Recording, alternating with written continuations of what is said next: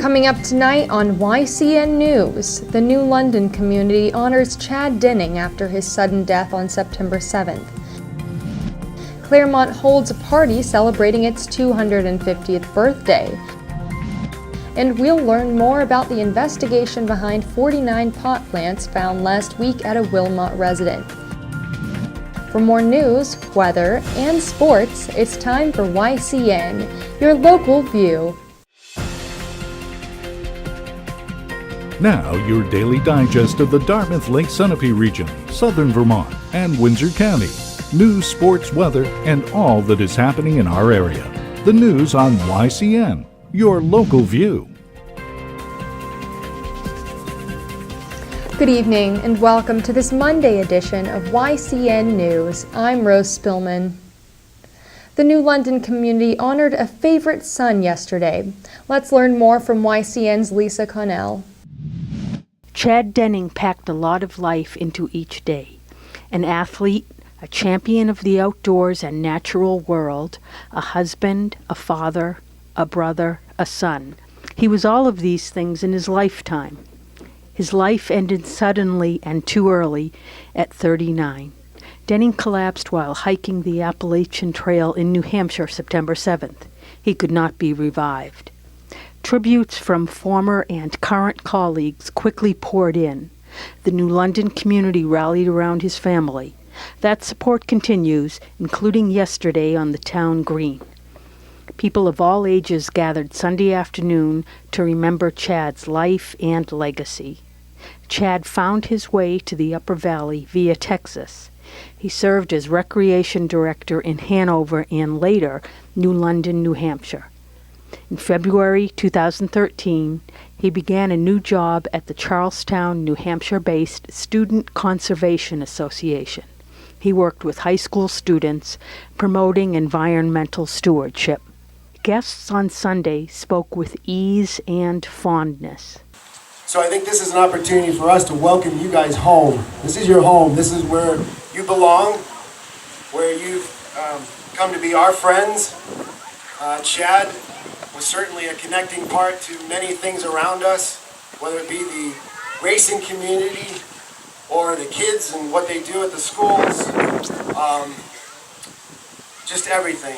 And I'm lucky to have met Chad years ago, and he was kind enough to invite me along to the recreation committee, and I watched and learned from him, and I can say that he is just somebody that is just on a higher level. We all wanted to be a part of whatever Chad was doing. If he asked you to join a committee, you just joined it. If he asked you to donate something to one of his events, you donated. He had that effect on people. He was so many things to so many people.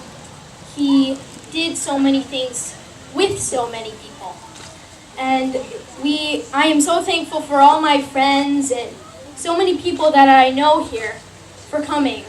And the one thing that we want you all to know is that we love each and every one of you. He did. It was a genuine love for life and for humanity. Family, friends, and the New London community honored the life and legacy today of Chad Denning. He gave a lot to the community, and in turn, they showered their love and affection for him on his family. For YCN News, I'm Lisa Connell. A fund has been established to help Chad's family. If you can contribute, please do so, care of the Chad Denning Family Fund, Ledyard Bank, 67 Main Street, West Lebanon, New Hampshire, 03784. Checks should be made payable to Becky Denning. Also, YCN News wishes to recognize singer and guitar player Brooks Hubbard of Enfield for his musical contributions throughout Sunday's ceremony. It was a party for the record books, a 250th party that is. YCN's Lisa Connell explains why. The party to celebrate Claremont's 250th birthday started on Saturday morning and continued throughout the day in two different locations. From the Visitors Park on North Street to Opera House Square, all were invested in having a great time. In the city's downtown, the Birthday in the Bricks celebration was on full display. The people and groups that make up Claremont spoke about what the day means for them. And today's actually been really well. We've done very well. We're selling all of our Stevens High School gear and our loyalty cards here that we can get discounts at local merchants. And those have been going really well. Our student athletes are out and about selling the loyalty cards also. So we've had a great day. We've done really wonderful, and I think that this has been a fabulous day for everybody all around. T-shirts were on sale near a booth displaying historic photos by photographer George Hale. There was something for everyone to enjoy Saturday as the party stretched out to Broad Street Park.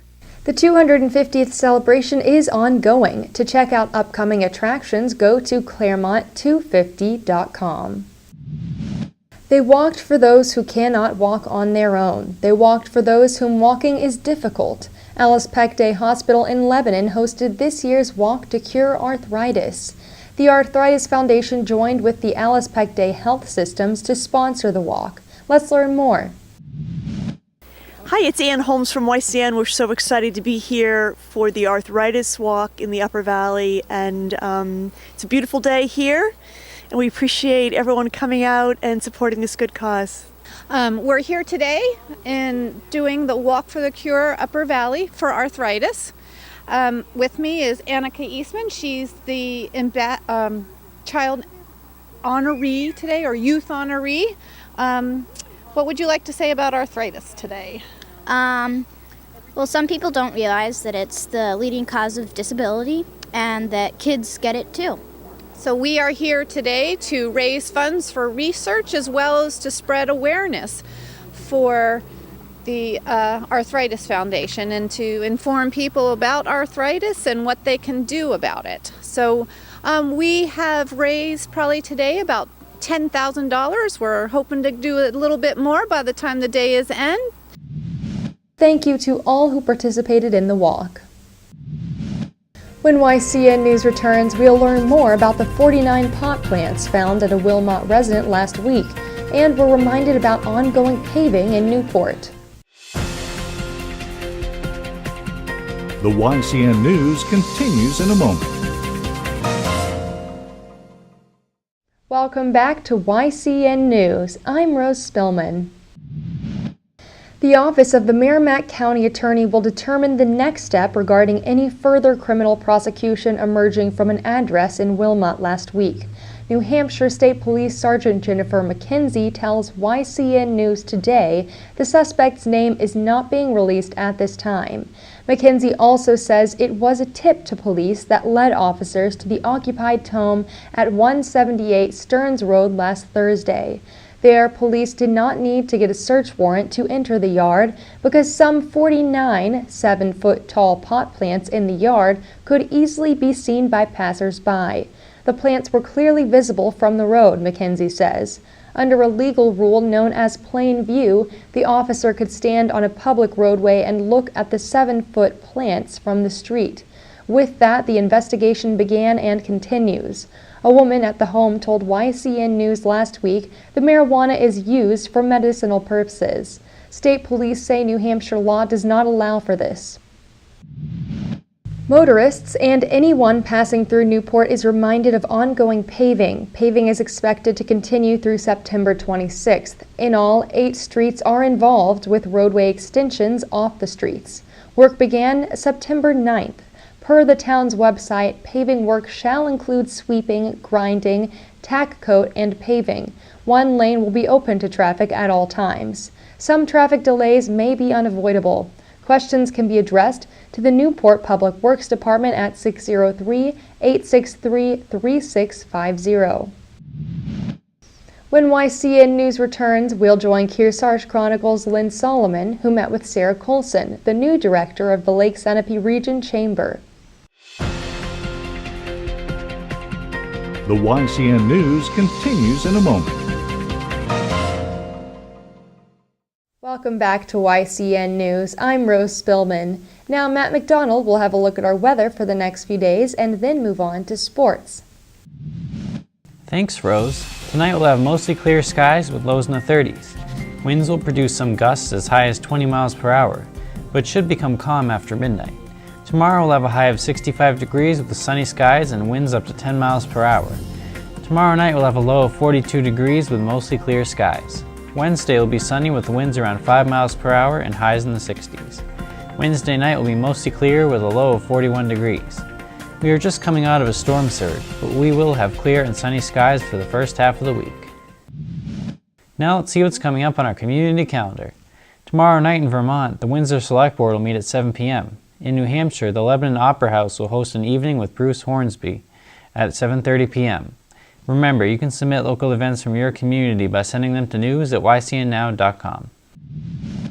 And now let's take a look at our YCN Game of the Week. It was homecoming last Saturday as the Windsor Yellow Jackets hosted the powerful Bullets from BFA Fairfax in Georgia, Vermont. The Yellow Jackets got on the board first when this snap goes over punter Cam Place's head.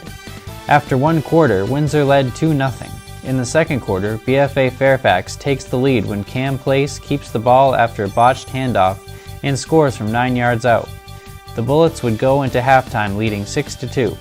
In the fourth quarter, with Fairfax on top 22-2, Nick Kapuzinski hits Russell Simons for an 85-yard touchdown strike to pull the host Yellow Jackets a little bit closer and give the Windsor fans something to cheer about. With under a minute left in the game, Kapuzinski once hit Simons to close out the scoring with a 17-yard touchdown pass. BFA Fairfax would go on to win 30-14 to improve 3-1. Windsor is now 2-2 and will travel to Mount Abraham on Saturday. Thanks, Matt. When YCN News continues, we'll join Capital Connections' John O'Connor, who met with Mark S. McKenzie. The YCN News continues in a moment.